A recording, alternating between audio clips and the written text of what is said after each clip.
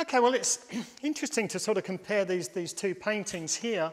The one on the left here is by Kristen Lethen, and the one on the right by John Earl. Particularly, I think it's really interesting to make a comparison because to some extent they both deal with sort of, there is a similarity of subject matter. I mean, there's both dealing with water. This painting is actually titled Flooded, and this one I think is Barrenjoey Head. And although we have the water described in quite different ways, they're both images of landscape that have water in them.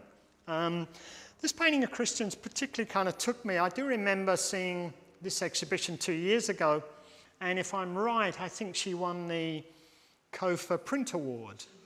And I can remember thinking at the time what an appropriate selection that was, because of the sort of process, because of the way that the painting looked. And I just thought, well, how well that would sort of translate into kind of etching through aquatint processes. And so it would have been, it'd be interesting to see what the outcome of that was. I also think the notion what also attracted me to this, and the moment one walked in, albeit the description is quite abstract, it just resembles so much a kind of a flooded environment. And one of my favourite paintings of all times that I see as regularly as I can is the Pigonnet painting in the Art Gallery of New South Wales of Flood on the Darling. A painting which embraces both a sense of kind of sinister times of the sort of the adversity of Australian conditions, and how the thing that can be so beautiful can also become very powerfully very dangerous. And we're all very aware of the kind of the sort of tragedies that have occurred through kind of natural occurrences over the last 10 to 15 years, the last 5 years in particular, with various tsunamis and floods and earthquakes. And I was involved, I was up in Queensland in Toowoomba this summer, teaching on the McGregor Summer School, and in Toowoomba when those appalling floods occurred. I think 11 people lost their lives. And this painting to me really has that kind of sense of a landscape. Of the landscape completely being sort of dominated and taken over by natural conditions. And as I say, there is a history in Australian art of painting about the adversity, painting about the harshness, about drought, about floods, about lack of food, about things, you know, I mean, Australia wasn't an easy environment to live in. It still isn't, with our kind of reoccurring droughts and floods. And this painting has, for me, all of those kind of connections with that kind of history. Beautifully understated. We can see how all of this land looks very kind of submerged, as if it wouldn't normally be covered. Yet it's got the same treatment as the river, but in a very kind of, I don't know how, I can't explain. It's part of the mystery and the intrigue, and for me, the quality of the painting. How these marks change this part of the painting changes its kind of message from this part of the painting. There's something quite melodic about this meandering river flowing through, whereas this seems as if it's been invaded, as if it's been kind of taken over by this flooded, by the circumstance of the flood. Very different, and it also has, which is one of the things I love about the Pigonnet painting of Flood on the Darling, is again this duality, that with a situation which is really quite sinister. I mean, floods are very sinister. They kill people, they kill livestock, they cause great devastation to people's houses, farmland, etc. And yet, there's a kind of beauty about this. That adversity is described, but there's also a kind of melodic beauty about it. Sense of kind of silence, a sense of this light that I just think has this kind of sinister, there's a sinister aspect, but there's also a kind of an uncanny feeling of beauty about that occurrence, which no doubt would have caused great adversity and loss to people. So I think that's very much part of the Australian experience, and this painting continues that tradition from William Strutt's Black Thursday, the early bushfire paintings, Pigonet's Flood on the Darling, Fred Williams' paintings of bushfires. It's been something that has been depicted for really since '88. Okay. Yes, I've particularly liked this painting along with the others. Now, I have spoken about instances in other paintings, like the painting of Christians we've just described there, the paintings of Joanna's, where I talk about duality and things slipping from one, being able to describe them in one way and then they slip into being sort of something else, where the paint acts very much as metaphor. What I love about this painting of John Earle's is its absoluteness. It is exactly what it kind of says it's going to be. Now, all I'm trying to describe here then is that, one's able to kind of appreciate various aspects on various things. But I do love the very specific nature of this painting. I work every year for just a few months with a group of American students who study at Sydney Uni. And one of our tasks is to go to Coogee Bay and paint where Roberts and Streeton and Condor painted from up on the hill there. And of course we look at the Condor and the Roberts and the Streeton, and it's different now. I mean, it's much, much more built up, but there's still a sense of it still being the same place.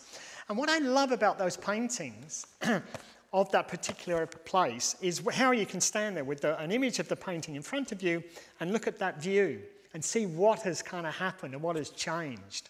And what makes them different to a photograph, what makes those paintings different to photographs, is the sort of emphasis that each of those three artists has given to that exact same spot that they sat there and worked.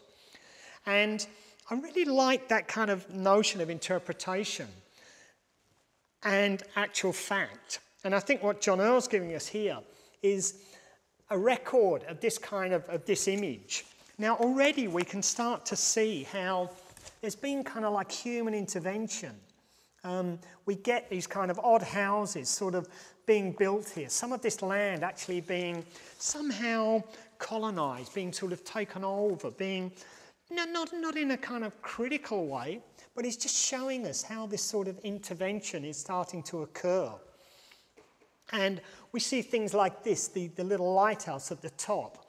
And really intriguing, if we look here, there's almost like a kite or some sort of a hang glider, a person actually hang gliding. I'm not quite sure, but it's kind of there, and I love it. I like it. I find myself constantly looking at the painting and finding different little details.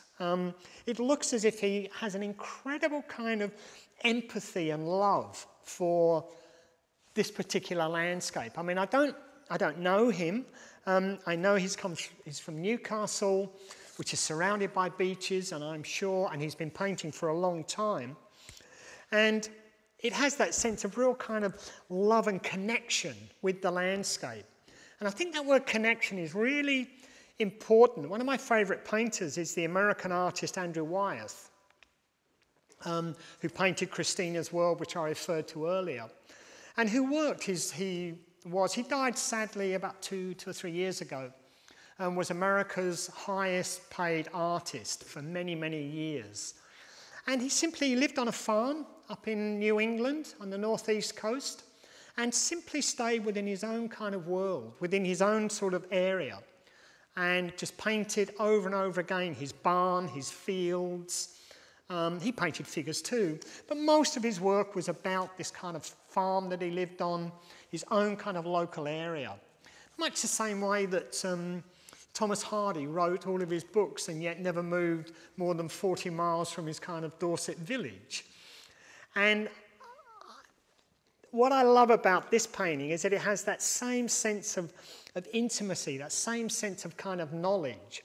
Now, whether he lives there or not, I don't know, but I think I can just imagine that he would have grown up with this sort of hinterland experience of the beach, the hinterland, the human intervention, and the sea. This wonderful sort of sense of the beach here, which intrigues me. And I was reminded when I looked at it that the beach is it's a strange area, because 1 minute it's land, and then half an hour later it's sea.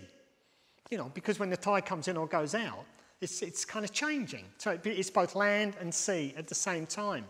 And I love the way that is described, how this is kind of encroaching, coming into the beach. And the composition I really like, and I was talking to Fiona about this, and we sort of disagreed. I mean, I love this sort of central kind of composition, which in a way contradicts all the things you're taught at art school about how to compose a picture. You know, you never put things in the centre, you never have things equidistant side by side, it all becomes too balanced, you've got to have something which, you know, is kind of upsets things and which kind of adds intrigue, etc., etc. Some of it could be true, some of it isn't, who knows, who cares. What I love about this is that it takes all of those kind of rules, if you like. You get this central thrust, you've got these distance, equidistant, which people could say creates a kind of static space, yet I wouldn't change one thing about the positioning on that painting. I think it is so beautifully balanced and poised. And I love the way that you get this kind of transition sort of up through this kind of violet hue here, up to this beautiful kind of blue at the top there. Very, very kind of skillful moment of painting. You know, not unlike the Ian Grant with the sort of faint suggestions of the clouds. So, yeah, there's so many things that I love about it. I love how he picks up on this kind of light, and I just love the kind of fastidious way that he's worked it, the enthusiasm. It's as if every one of these brushstrokes is worthwhile. Everyone sort of adds up to the ultimate experience of this beautiful painting. Reminds me, there was a wonderful quote by Burne-Jones, the pre-Raphaelite, I read quite recently. And in his journal, he said, "I worked for 9 hours today. It was a very good day. I painted 8 leaves and 15 blades of grass." And I'm reminded of this painting with that instance. Okay.